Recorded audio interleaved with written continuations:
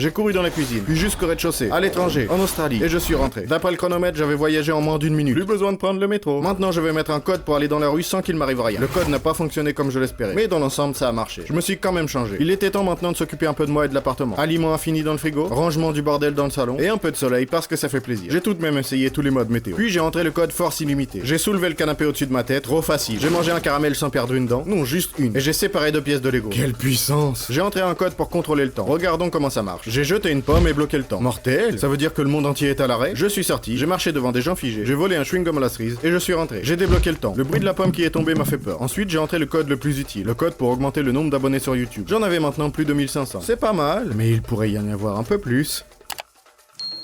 Il était temps pour moi de me reposer un peu. Par exemple sur une belle île tropicale sur laquelle personne n'a jamais mis les pieds. J'ai entré le code et j'ai reçu une notification indiquant que j'avais activé trop de codes. J'ai dû désactiver tous les codes que j'avais utilisés auparavant avant d'entrer le code pour déménager sur cette île.